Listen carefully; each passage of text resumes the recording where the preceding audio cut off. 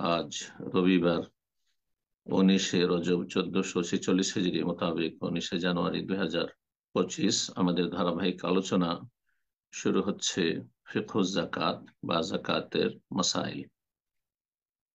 আজকে পর্ব নম্বর 1। আমাদের আলোচনার বিষয়বস্তু যাকাতের তাৎপর্য, বিধান এবং ফজিলত। এর মধ্যে বেশ কিছু গুরুত্বপূর্ণ কথা আসবে আজকে, প্রাথমিক, আর তারপরে ইনশাআল্লাহ তাআলা যাকাতের অন্যান্য যে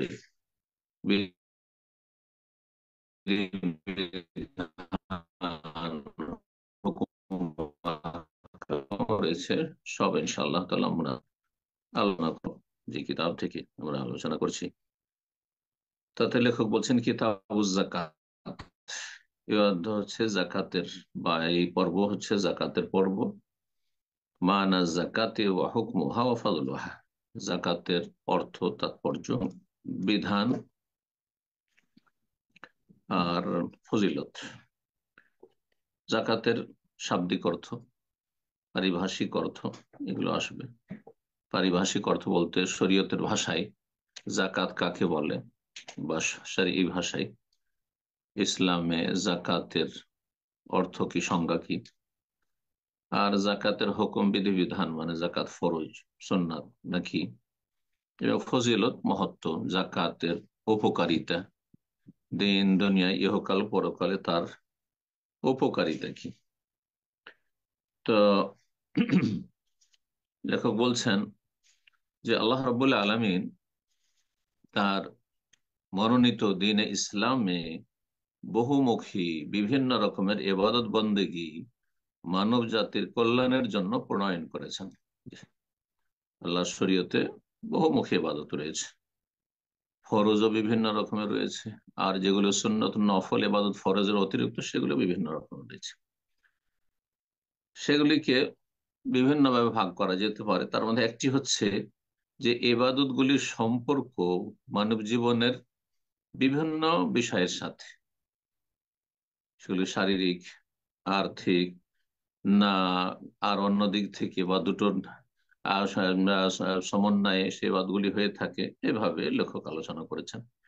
কিছু কিছু ইবাদত রয়েছে যে ইবাদতগুলির সম্পর্ক মানুষের শরীরের সাথে, দেহের সাথে, এবাদাতে বাদানি, যেগুলিকে ফোকাহা ওলামাদের ভাষায় আল এবাদাতুল বাদানিয়া, শারীরিক এবাদত, যে এবাদত গুলি মানুষ শরীরের অঙ্গ প্রত্যঙ্গ দ্বারা সম্পাদন করে, যেমন সালাত, ফরজ হোক আর সুন্নত নফল হোক। সালাত বিভিন্ন শরীরের অংশ নিয়ে থাকে, তাতে অর্থ লাগে না, তাতে অর্থ ব্যয় করতে হয় না। শরীরের একটি অঙ্গ হচ্ছে হৃদয়, কলব, আর কলবের ইবাদত সবচেয়ে বেশি গুরুত্বপূর্ণ। আর সালাতে তার প্রয়োজন রয়েছে নিয়ত এবং খুশু, একাগ্রতা ইত্যাদি, মনোযোগী হওয়া, আল্লাহ অভিমুখী হওয়া, জি, নিষ্ঠার সাথে ইবাদত করা, আল্লাহর সান্নিধ্য লাভের জন্য সর্বাত্মক চেষ্টা করা মনে প্রাণে। আর শরীরের একটি অঙ্গ হচ্ছে জবান, জিহ্বা, বাক শক্তি, তা দিয়ে বাৎসনিক ইবাদত গুলি করছেন, দোয়া, সূরা, জিকির, আজকার ইত্যাদি, তাকবীর, তাসবিহ এগুলি পাঠ করছেন। আর বাকি অঙ্গ প্রত্যঙ্গ তাতে নড়াচড়া করছে, কিয়াম, দাঁড়াচ্ছেন, রুকু, ঝুঁকছেন, তারপর আবার দাঁড়াচ্ছেন, আবার সেজদা করছেন, বৈঠক জলসা করছেন ইত্যাদি ইত্যাদি অঙ্গ প্রত্যঙ্গ দ্বারা। ওমিনহা মা ইয়াতাআল্লাকু বিবাযলিল মালিল মাহবুব ইলা নাফসি, আর কিছু কিছু ইবাদত বন্দেগী রয়েছে যেগুলি প্রিয় ধন সম্পদ কোরবানি করার মাধ্যমে, ধন সম্পদকে উৎসর্গ করার মাধ্যমে, ত্যাগ স্বীকার করা সম্পদের ক্ষেত্রে, যা মানুষের কাছে অত্যন্ত প্রিয়। মানুষকে আল্লাহ এই প্রকৃতি দিয়ে তৈরি করেছেন, সৃষ্টি করেছেন যে মানুষ পয়সাকে ভালোবাসে। অত হিব্বুন আল মাল হুব্বান জাম্মা, আল্লাহ বলছেন যে মানুষের প্রকৃতি হচ্ছে যে তোমরা প্রচন্ড ভালোবাসো তোমরা ধন সম্পদ। এই জন্য ছোট বাচ্চা, অবুঝ, তাকেও যদি পয়সার টাকা দেখান তো ছো মেরে নিয়ে পালাবে। ও বুঝে না পয়সার মূল্য, কয় টাকা আছে তাও বুঝে না, এর মূল্য বাকি তাও বুঝে না। হ্যাঁ, আপনি তাকে 500 টাকা তার কাছ থেকে নিয়ে নিয়ে একটা নোট নিয়ে যদি 5 টাকা দুটো তিনটে দিয়ে দিন, অতি খুশি হয়ে যাবে, কিছুই বুঝে না। কিন্তু টাকা আর আসক্তি আছে, এটা হচ্ছে মানুষের স্বভাব। জি। কিন্তু সেটা সীমিত আকারে হইতে হবে, সীমিত আকারে হইতে হবে। আর তার নীতিমালা আমরা আজকে আলোচনায় আসবে আমাদের, যে পয়সা কিভাবে গ্রহণ করবেন, ধন সম্পদ কিভাবে গ্রহণ করবেন, তাহলে আপনি সফল তাতে, পয়সাওয়ালা হয়েও সফল, পয়সার মালিক হয়ে সফল। জি। তো ধন সম্পদ ব্যয় করার মাধ্যমে কিছু কিছু ইবাদত করতে হয়, যেমন জাকাত ফরজ, তারপর দান সাদাকা ইত্যাদি, জনকল্যাণমূলক যে কোনো কাজ করা। অমিনহা মায়াত আল্লাহ দান ওয়াবাদলিল মাল, আর কিছু কিছু ইবাদত রয়েছে যাতে শরীরকেও মেহনত করতে হয় আর ধন সম্পদ ব্যয় করতে হয়। কাল হজ্জে, যেমন হজ ওমরা, এরকম জিহাদ ফি সাবিলিল্লাহ, তাতে শারীরিক মেহনতও লাগে আর আর্থিক, তাতে আর্থিক ভাবে তাতে অংশ নিতে হয়। অর্থ ছাড়া হয় না এগুলো কাজ। পয়সা না তাহলে হজ উমরা হবে না। আর কিছু কিছু ইবাদত রয়েছে যে ইবাদত গুলিতে কিছু ব্যয় করতে হয় না, কিন্তু আপনার আমার মানব জীবনে যেসব প্রিয় বস্তু আর যেগুলি চাহিদা আমাদের মধ্যে রয়েছে সেগুলিকে পরিত্যাগ করতে হয়, সেগুলি থেকে বিরত থাকতে হয়। বলছে অমিনাহ মায়াতাল্লাহ বেকাফিন নাফস, কিছু কিছু ইবাদত রয়েছে যেগুলিতে নিজেকে বিরত রাখতে হয়।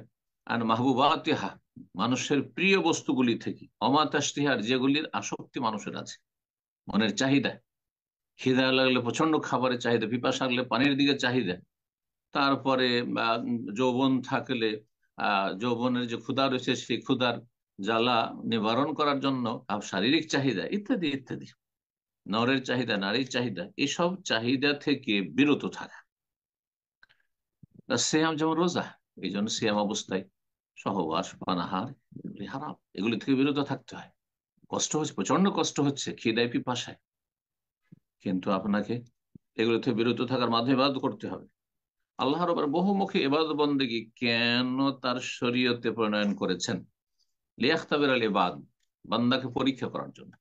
একই রকমের ইবাদত করলে কিছু মানুষ আছে এমনিতে তো অধিকাংশই ব্যর্থ আল্লাহর ইবাদত বন্দেগীতে, অধিকাংশ মানুষ কুপ্রবৃত্তির পূজারী, মানে ইত্তাখাযা ইলাহাহু হাওয়া, নিজের কুপ্রবৃত্তিকে এলাহ বানিয়ে ফেলেছে অধিকাংশ মানুষ পৃথিবীর। এমনকি অধিকাংশ মুসলিম খেয়াল খুশি, ধর্মকর্ম খেয়াল খুশি, যদি কিছু করে তার মনে লেগেছে সে যেন করেছে। সে আল্লাহর আনুগত্য করতে হবে, রসুলের আনুগত্য করতে হবে, যেইভাবে যেই দিকে আল্লাহ টানছেন রসুলটা সেদিকে টান দিতে হবে, যেখানে থামতে বলে থামতে হবে, এইরকম কয়েকটা লোক পাবে না। তো আল্লাহ রাব্বুল আলামিন বহুমুখী ইবাদত বন্দেগীর মাধ্যমে বান্দাকে পরীক্ষা করতে চান, যে আপনার সামনে হে বান্দা, আপনার রবের আনুগত্য একদিকে, আর একদিকে আপনার মনের চাহিদা পূরণ। আপনি মনের চাহিদা পূরণ করছেন, শরীরের চাহিদা পূরণ করছেন, প্রবৃত্তির অনুসরণ করছেন, নাকি রবের বিধান অনুসরণ করছেন? আপনি কোনটি আপনার কাছে এক নম্বরে? এক নম্বরে আপনার ঘুম না সালাত? এক নম্বরে আপনার সিয়াম রোজা না ক্ষুধা নিবারণ? এক নম্বরে আপনার দুনিয়ার স্বার্থ নাকি হালাল হারামের বাছাই? আর তার বহুমুখী এবাদত এই জন্য আল্লাহ দিয়েছেন আর একটি রহস্য, যে প্রত্যেক মানুষের জন্য সবকিছু সহজ নয়। এক শ্রেণীর মানুষ হয় তাদের জন্য অর্থ ব্যয় করা খুব সহজ, কিন্তু আপনার শারীরিক মেহনত পরিশ্রম তাদের জন্য একটু কঠিন। এজন্য তারা ওই রাস্তা দিয়ে কিছু ইবাদত করে আসুক, দান সাদকা বেশি করতে পারছে, কিন্তু সুন্নত নফল পড়তে একেবারে, তার সলাতে জিকির আজকারে মন লাগে না হয়তো, গাফিলতি, কিন্তু দান সাদকা ভালো করতে পারছে। আর এক শ্রেণীর লোক আছে, কৃপণতা খানিকটা আছে, ওর কাছে নফল তাহাজ্জুদ যা নেবেন নেন, কিন্তু পয়সা খরচ করতে পারছে না। যদিও ফরজ অবশ্যই করে যেতে হবে, কম পক্ষে ফরজ মুসলিম জীবনে থাকতে হবে। এইরকমই রোজা অনেকের জন্য রোজা রাখা সহজ, অনেকের জন্য রোজা রাখা কঠিন। জি। তো যাতে করে প্রত্যেক ধরনের এবাদত থেকে কিছু অংশ আপনি নিতে পারেন, আর ফরজটা অবশ্যই নিতে হবে, গ্রহণ করতে হবে যতটা আল্লাহ ফরজ করেছেন বাধ্যতামূলক। আর বাকি সুন্নত নফল যে যতটা পারেন যে ময়দান থেকে। কেউ বেশি রোজা, বেশি নফল রোজা বাড়াচ্ছেন, কেউ বেশি নফল দান সাদকা বাড়াচ্ছেন, কেউ বেশি নফল নামাজ সালাত জিকির আজকার বাড়াচ্ছেন, ইত্যাদি ইত্যাদি। কেউ বেশি নফল হজ উমরা করছেন। জি। তারপরে লেখক আরেকটি বিষয় উল্লেখ করে, যেটা একটু আগে ইঙ্গিত করলাম, যে ধন সম্পদ আমরা সবাই চাই, ভালো মানুষও চায়, খারাপরাও চায়। কিন্তু ধন সম্পদ আমাদের জন্য উপকারী না অপকারী? আর সবসময় উপকারী, সবসময় অপকারী তাও না। কখন উপকারী হবে আর কখন অপকারী হবে, কখন আপনার আমার ধন সম্পদ আপনার জন্য আমার জন্য লাভজনক হবে ইহকাল পরকালে, আর কখন ক্ষতি সাধন করবে, সর্বনাশ করবে, তিনটি শর্ত যদি বিদ্যমান থাকে, তাহলে হ্যাঁ, সম্পদওয়ালা ব্যক্তি, পয়সাওয়ালা ব্যক্তি তার দ্বারা উপকৃত হবে ইহকাল পরকালে। এক নম্বর শর্ত হচ্ছে যে আপনার আমার ধন সম্পদ যেন হালাল হয়। দুই নম্বর হচ্ছে যে ধন সম্পদ উপার্জন করতে গিয়ে যাতে করে আল্লাহ এবং রসুলের আনুগত্য থেকে আপনি বেরিয়ে না যান, পুরোপুরিও বেরিয়ে না যান। পয়সা হয়েছে সেজন্য কাফের নাস্তিক, হ্যাঁ, আর শিরক বিদআতে লিপ্ত, কপট, পেট পূজারি। আর ধন সম্পদ হয়েছে সেই জন্য আপনি বিভিন্ন পাপে জড়িয়ে যাবেন, এমনটা যেন না। আল্লাহর আনুগত্য, রাসূলের আনুগত্য থেকে যেন ধন সম্পদ আপনাকে বহিষ্কৃত না করে দেয় বা অপসৃত না করে দেয়। তিন নম্বর শর্ত হচ্ছে ধন সম্পদ তখনই উপকারী হবে যখন তাতে আল্লাহ যে হক নির্ধারণ করে সেই হক আদায় করবে। আপনার আমার ধন সম্পদে একটি হক হচ্ছে আল্লাহর হক, ফকির মিসকিন বা যাদের, যারা হকদার, জাকাত, জাকাতের পরে কিছু দান সাদকা করা। আর একটি হক হচ্ছে যে ফরজ ব্যয় বহন করা। জি। স্ত্রীর ভরণ পোষণ, ছেলে মেয়েদের ভরণ পোষণ, ভাই বোন নাবালক রয়েছে তারা স্বাবলম্বী, তাদের ভরণ পোষণ, বাবা মা বৃদ্ধ হয়ে গেছে অথবা তাদের আর্থিক অভাব রয়েছে, তাদের ব্যয় ব্যয় বহন, এগুলি ফরজ। এগুলি আল্লাহর হক আদায় করে। এগুলি যদি না করেন তাহলে আপনার ধন সম্পদ কোনো কাজে আসবে না, বরবাদ করবে আপনাকে, ধ্বংস করে দিবে। আল্লাহর হক আদায় করতে হবে। ধন সম্পদের ক্ষেত্রে আল্লাহর হক, ধন সম্পদ আল্লাহর হক আদায় করার একটা দিক হচ্ছে যে আপনার পয়সা শেষের জন্য আপনি অপচয় করবেন, যেখানে ইচ্ছা সেখানে খরচ করবেন না, সেটা মধ্যম পন্থা অবলম্বন করে খরচ করতে হবে। জি। তাতে যেন অপচয় অপব্যয় না হয়, শয়তানের ভাই না হয়ে যান। এবং আপনি যেমন হালাল উৎস থেকে উপার্জন করবেন হালাল ক্ষেত্র, তেমনি হালাল জায়গায়, বৈধ জায়গায় খরচ করবেন, আপনি হারামে খরচ করবেন না। আপনার পয়সা সেই জন্য আপনি বিড়ি সিগারেট খাবেন, মদ খাবেন, আপনি শুকরের গোস্ত খাবেন, হ্যাঁ, আপনি সুদি কারবার করবেন, আপনি ইত্যাদি ইত্যাদি। না না না, আপনাকে ইনকাম করতে হবে হালাল সোর্স থেকে, আর খরচও করতে হবে হালাল জায়গায়। এখন জাকাতের অর্থ বলছেন, জাকাতের শাব্দিক অর্থ হচ্ছে আন্নামা ওয়া জিয়াদাত, প্রবৃদ্ধি, বেশি হওয়া, বেড়ে যাওয়া। তো জাকাতকে জাকাত কেন বলা হয়? জাকাত দিলে ধন সম্পদ বেড়ে যায়, বাহ্যিক দেখলেন কমে গেল, কিন্তু তাতে এমন বারাকা হয় বিভিন্ন দিক থেকে। ধন সম্পদ বরকত হয়, মানুষের অন্তরও বরকত হয়, ইমানেও বরকত হয়, মানুষের মানব জীবনে সুস্থতার বরকত নেমে আসে, মানসিক শান্তির বরকত নেমে আসে, পারিবারিক শান্তি নেমে আসে, বরকত নেমে আসে, তো বৃদ্ধি পায়। আর জাকাতের আরেকটি অর্থ লেখক উল্লেখ করেননি, সেটি হচ্ছে জাকাত, হ্যাঁ, তাজকিয়া থেকে, মানে পরিশুদ্ধি, জাকাত তাথির, পবিত্রতা। তো জাকাত দিলে মানুষের ধন সম্পদও যেমন হারাম থেকে পবিত্র হয়, তেমনি মানুষের অন্তর কৃপণতা থেকে, সংকীর্ণতা থেকে, আর ছোট মন থেকে পবিত্র হয়। জি।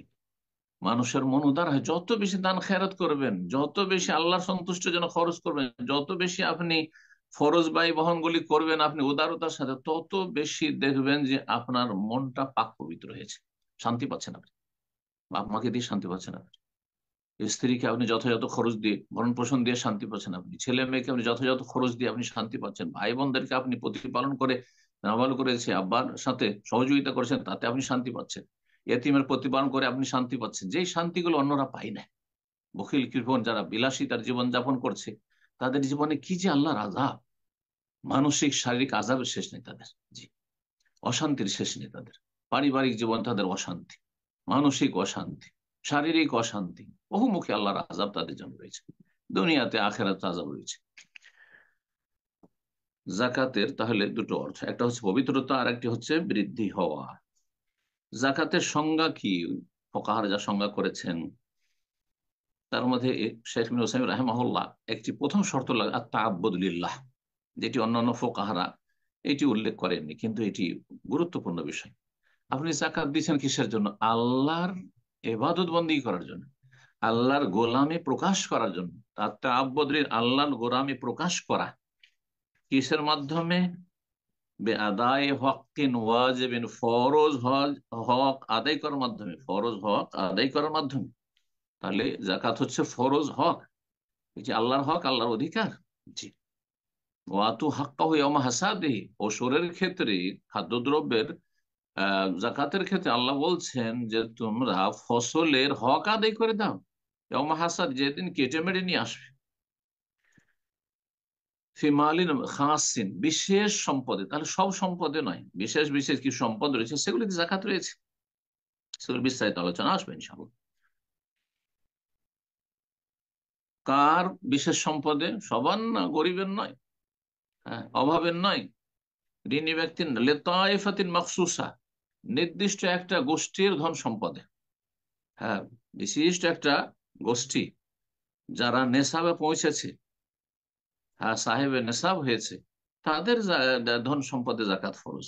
ফি ওয়াক্তিন খাস, সব সময় গোটা বছর না, ফি ওয়াক্তিন খাস, বিশেষ সময়। আপনার যদি স্বর্ণ থাকে, চাঁদি থাকে, অথবা কারেন্সি টাকা পয়সা থাকে, তাহলে আপনার বছরে একবার, হালাল হাউল। আর যদি ফসল হয়, তা যখন যখন ফসল উঠে আসবে, জি, খেজুর কিশমিশ এগুলি যখন বাগান থেকে সেগুলি নিয়ে আসবেন ঠিক এইভাবে। জাকাত কখন ফরজ হয়েছে? বলছেন ফরিজাতে জাকাত ফি মাক্কা। এ বিষয়ে দ্বিমত রয়েছে। একদল বলছেন মদিনায় ফরজ হয়েছে, মানে সংক্ষেপে মদিনায় শুরু থেকে শেষ পর্যন্ত সংক্ষিপ্ত বিস্তারিত সব মদিনায় ফরজ হয়েছে। কিন্তু কিছু কিছু আয়াত রয়েছে জাকাতের কথা যাতে উল্লেখ করা হয়েছে, আর সেই আয়াতগুলি বা সূরাগুলি মক্কি সূরা, যার ফলে দ্বিতীয় মতটি বেশি শক্তিশালী। তা হচ্ছে জাকাতের প্রাথমিক ফরজিয়াত, প্রাথমিক ফরজ জাকাত হয়ে গেছিল প্রাথমিকভাবে ফরজ মক্কাতুল মোকাররমায়, সংক্ষেপে। হ্যাঁ, যে মুমিনরা জাকাত দিয়ে থাকে ইত্যাদি, জাকাত শব্দটি এসেছে সেসব আয়াত, বিভিন্ন আয়াত রয়েছে। কিন্তু বিস্তারিত জাকাতের মাসাইল, জাকাতের যে বিস্তারিত আলোচনা যা এসছে, নেশাব, আর কারা জাকাত পাবে, কাদের জাকাত নেওয়া হবে ইত্যাদি, এসবগুলি বিধান মদিনা হিজরতের পরে দ্বিতীয় হিজরিতে নাযিল হয়েছে। যেমন দ্বিতীয় হিজরিতে সিয়াম ফরজ হয়েছে, তাই বলছেন যে ফরিজাতে জাকাত ফি মক্কা, মক্কায় জাকাত ফরজ হয়েছিল, মানে প্রাথমিক। আম্মা তাকদির ও নেশাবিহা, কিন্তু তার নেশাবের পরিমাণ, মানে সর্বনিম্ন একটা পরিমাণে পৌঁছলে তখন জাকাত ফরজ হবে, এটা নেশাব। অবায়ানুল আমওয়াল আল্লাতী তুযাক্কা, কোন কোন ধন সম্পদে, কি ধরনের সম্পদে জাকাত লাগবে। অবায়ানু মাসারিফাহা, আর এর খাতগুলি কি, কোন কোন ক্ষেত্রে সেই জাকাতগুলি ব্যয় করবেন।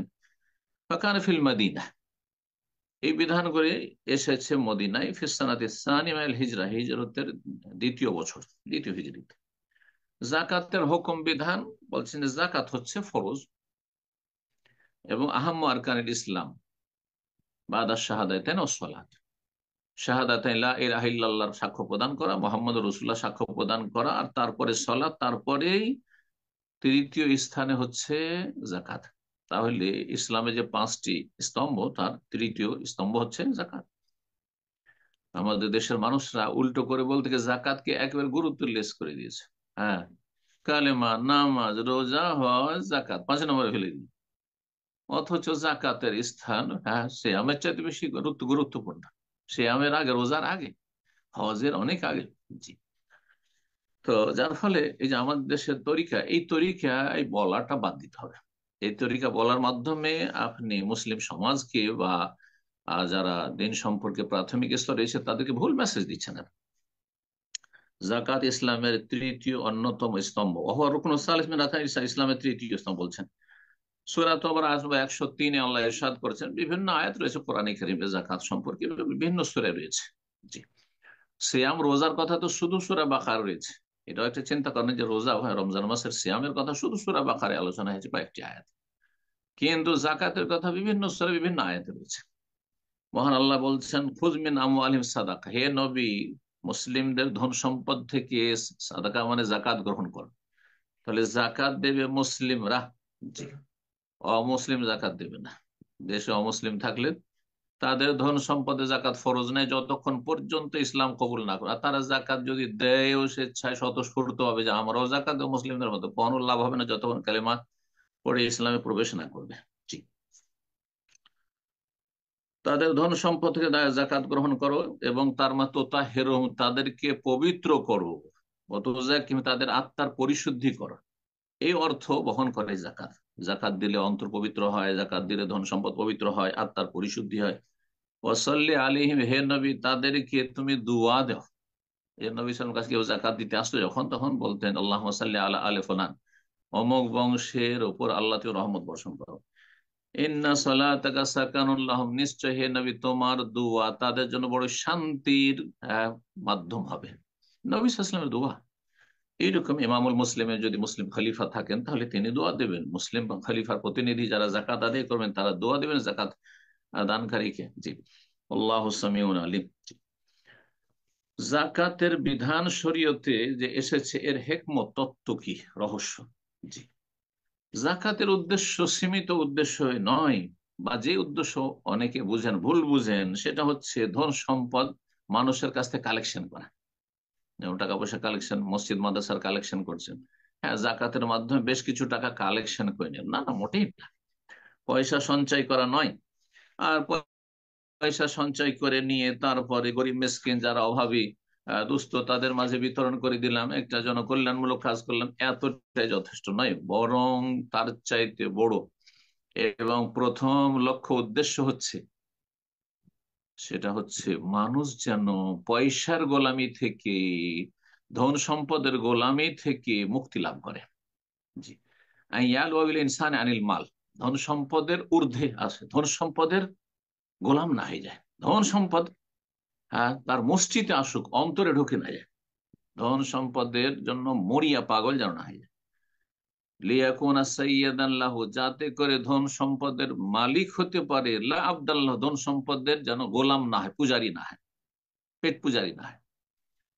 অমিন হনে জাহাতে জাকাতুল তুজাক্কিয়াল মউতি ওয়াল আখিরা ওয়া তুতাহিরুহুমা, এখান থেকেই মানে এই রহস্য থেকে জাকাতের বিধান এসেছে শরীয়তে, যে জাকাত দাতার আত্মার পরিশুদ্ধি হবে।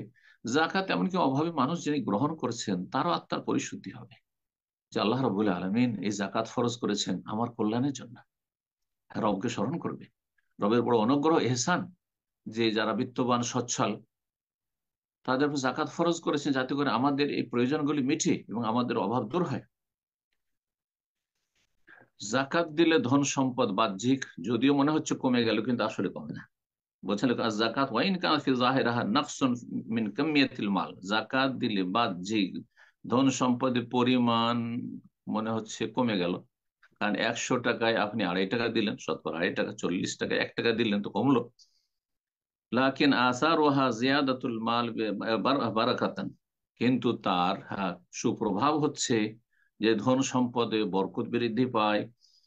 আর তার সাথে জিয়াদাতুল মালে কামিয়াতান, ধন সম্পদ বাহ্যিকও বৃদ্ধি পায়। কারণ যারা ধন সম্পদ থেকে জাকাত ঠিকভাবে আদায় করে তাদের বিভিন্ন দিক থেকে বরকত হয়, ধন সম্পদে বাহ্যিকও বরকত হয়।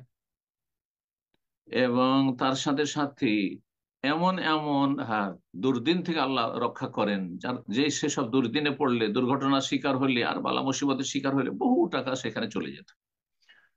ওয়াজিয়াদাতুল ইমান ফি কলবি সাহিবিহা, এবং জাকাত দিলে যেই ব্যক্তি জাকাত দাতা তার অন্তরে ইমান বৃদ্ধি পায়। ওয়াজিয়াদাতুন ফি খুলুকিল কারীম, আর তার দানশীলতার উত্তম যে চরিত্র সেটা বৃদ্ধি পায়। কারণ যে যত বেশি দান করবে তার দানশীলতা আরো বাড়বে, তার উদারতা আরো বাড়বে, তার মনটা আরো মানে শান্তি পাবে। বলছেন যে সুতরাং জাকাত হচ্ছে ত্যাগ স্বীকার করা, হ্যাঁ, আর দানশীলতা এবং প্রিয় বস্তুকে উৎসর্গ করা, প্রিয় বস্তুকে দান করা, কার জন্য? ওর চাইতে প্রিয় বস্তু হাসিলের জন্য। একটি প্রিয়কে আপনি কি করছেন? কোরবানি করছেন, উৎসর্গ করছেন, সেখানে ত্যাগ স্বীকার করছেন ওর চাইতে বেশি প্রিয় বস্তু হাসিলের জন্য। সেটি হচ্ছে রবের সন্তুষ্টি, রব্বিহি সুবহান, আল্লাহ সুবহানাহু ওয়া তাআলার সন্তুষ্টি অর্জন করা এবং জান্নাত লাভে সফল হওয়া। আল্লাহ যেন আমাদের সকলকে তৌফিক দান করে। ধন সম্পদ যে আল্লাহ দিয়েছেন, ইসলামে ধন সম্পদের যে সম্পদ ব্যবস্থা বা অর্থ ব্যবস্থা যেটিকে বলা হয়, ইসলামী অর্থনীতি, এই ক্ষেত্রে প্রথম আমাদের ধন সম্পদ সম্পর্কে সঠিক ইসলামিক বিশ্বাস থাকতে হবে। সেটা হচ্ছে ধন সম্পদের মূলত মালিক আমি আপনি না। ইয়াকুম আলা আসাসিল ইতিরাফ, এটা আপনি অন্তর থেকে মেনে নেবেন, স্বীকার করবেন। আর আপনি জবানেও কথাও স্বীকার করবেন যে বিআন্নাল্লাহ ওয়াহদাহু আল মালিকুল আসিলিল মাল, যে সত্যিকার অর্থে ধন সম্পদের মালিক একমাত্র আল্লাহ। আল্লাহ এই ধন সম্পদের মালিক, আমার হাতে দিয়েছেন, আমানত দিয়েছেন। ওয়ালাহু সুবহানাহু ওয়াহদাহুল হক ফি তানজিম কাজিয়াতিত তামাল্লুক, এবং আল্লাহ রাব্বুল আলামিন একমাত্র ধন সম্পদের আপনি যে মালিক হবেন, কেমন ভাবে মালিক হবেন, এটা আপনার জন্য কিভাবে বৈধ হবে ধন সম্পদ, সেটাও আল্লাহর বিধান থেকে আপনাকে নিতে হবে। এর যে পয়সা আসলেই হলো, আরে পয়সা আসলেই হলো, এটা চলবে না। পয়সা যেইভাবে আল্লাহ গ্রহণ করতে হবে সেই পথ দিয়ে গ্রহণ করতে হবে, অন্য পথ অবলম্বন করা যাবে না। তারপরে ইজাবুল হকুক ফিল মাল, ধন সম্পদে বিভিন্ন হক অধিকার আল্লাহ যে ধার্য করেছেন সেটা আপনাকে মেনে নিতে হবে। যে আমার কোনো ইখতিয়ার নেই, যেইভাবে আল্লাহ ভাগ বন্টন করেছে ওইভাবে আগে ভাগ বন্টন করে দিতে হবে। এই জন্য নিজের ধন সম্পদ হস্ত করে ছেলেদেরকে দিয়ে চলে গেলেন, মেয়েদেরকে বঞ্চিত করলেন, কোনো ছেলেকে বেশি দিলেন, কোনো ছেলেকে কম দিলেন, কোন স্ত্রীকে কম কম দিলেন, কোন স্ত্রীকে বেশি দিলেন, চলবে না, চলবে না। ও তাহদিয়ে দেহ তাকদির, কত পরিমাণ দেবেন, কতটা নির্ধারণ করবেন, এটা সবকিছু আল্লাহ করেছেন। আপনার কোনো এখতিয়ার নেই। শতকরা আড়াইটা আল্লাহ আড়াই দিতে হবে, জি, তার কম করলে চলবে না। অবয়ান কাকে দেবেন সেটাও চলবে না আপনার খেয়াল খুশি, সেটাও আল্লাহ ফয়সালা করেছেন। সূরা তাওরা আয়াত নম্বর 60 আল্লাহ বর্ণনা করেন 8 শ্রেণীর মানুষকে আপনি যাকাত দিতে পারবেন। এবং ধন সম্পদ কিভাবে উপার্জন করবেন, কোথা থেকে আসলো, হালাল পথে আপনাকে উপার্জন করতে হবে, কোথায় খরচ করবেন সেটাও আল্লাহ রাব্বুল দিক নির্দেশনা মোতাবেক হইতে হবে। তারপরে আরেকটি বিষয়, আর এটা দিয়ে ইনশাআল্লাহ তাআলা আমরা শেষ করবো, সেটা হচ্ছে জাকাতের উপকারিতা। জাকাত দিলে লাভ কি আপনার ইহকাল পরকালে? 10টি লাভ এখানে লক্ষ্য করলে পড়েছে। 1 নম্বর হচ্ছে জাকাত দিলে গুনাহ খাতা মোচন হয়, মানুষের গুনাহ পাপ আছে, পাপ মোচন হয়। 2 নম্বর জান্নাতে প্রবেশ করবে। 3 নম্বর জাহান্নাম থেকে রক্ষা পাবে।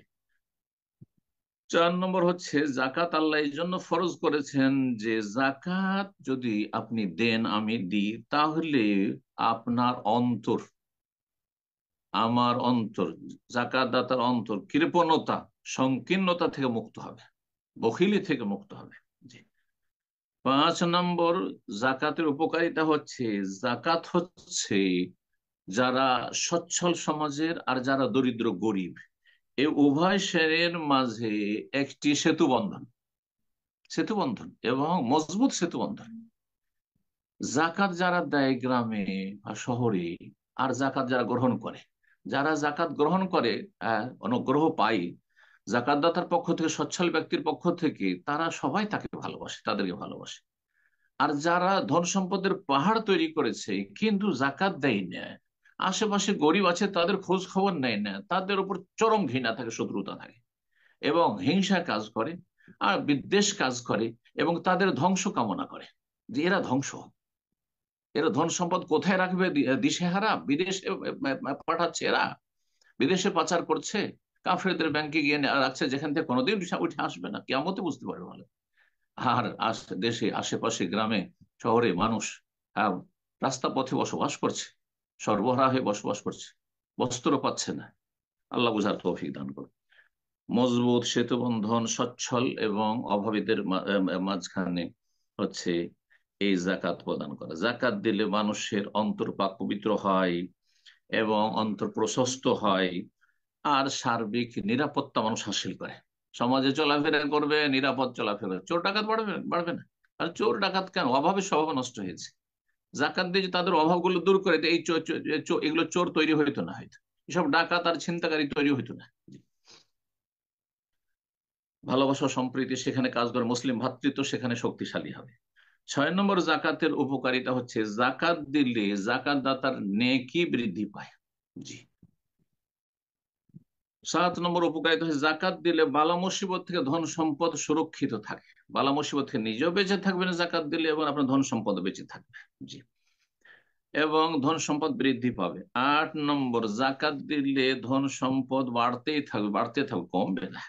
9 নম্বর হচ্ছে, জাকাত দিলে যারা সমাজে অভাবী, আল্লাহ দুই ভাগ করেছেন, অভাবী থাকবে। যতই মানুষ সচ্ছল হয়ে যাক, সমাজে কিছু অভাবী থাকবে, কিছু অসহায় থাকবে। তাদের প্রয়োজনগুলি মেটানো সম্ভব হয় জাকাতের মাধ্যমে, কারণ আল্লাহ জাকাত ফরজ করে, আপনাকে দিতেই হবে আপনাকে। যদি এমনি দান সাদকার উপর নফল ছেড়ে দেওয়া হয়তো, তাহলে অনেকে হয়তো দিত না। কিন্তু জাকাত আমাকে বের করতে হবে, কারণ আল্লাহর আযাব থেকে আমাকে বাঁচতে হবে, জাহান্নাম থেকে বাঁচতে হবে। জি। এই জন্য জাকাত ফরজ করেছেন। 10 নম্বর জাকাতের উপকারিতা হচ্ছে যে, জাকাত দিলে যে আর্থিক অপরাধগুলি ঘটছে সমাজে, সামাজিক যে সব অপরাধ, সে সামাজিক অপরাধগুলির মধ্যে গুরুত্বপূর্ণ অপরাধ হচ্ছে চুরি, ছিনতাই, ডাকাতি, আর কারো ধন সম্পদ হানা করা, বাড়ি ঘরে হানা করা, ইত্যাদি ইত্যাদি। এই সব থেকে সমাজ পাক পবিত্র হবে। কারণ যখন সমাজে এক শ্রেণীর লোককে আল্লাহ পয়সা দিয়েছেন, আর ওরা সমাজে সব গরিব লোকেরা রয়েছে, তাদের দেখাশোনা করছে, তাদের প্রতিপালন করছে, তাদেরকে ঠিকভাবে জাকাত দিচ্ছে, সুতরাং তাদের সমস্যার সমাধান হয়ে যায়, তাহলে কেন চোর বাড়বে, কেন ডাকাত বাড়বে, কেন ছিনতাইকারী বাড়বে? আল্লাহ যেন আমাদের সকলকে বোঝার তৌফিক দান করেন, এবং যারা সচ্ছল ব্যক্তি তাদেরকে জাকাত আদায়ের তৌফিক দান করেন, এবং আল্লাহ তাদের মধ্যে যারা পথভ্রষ্ট রয়েছে এবং যারা পয়সার আসক্তিতে রয়েছে তাদেরকে হেদায়েত দান করেন।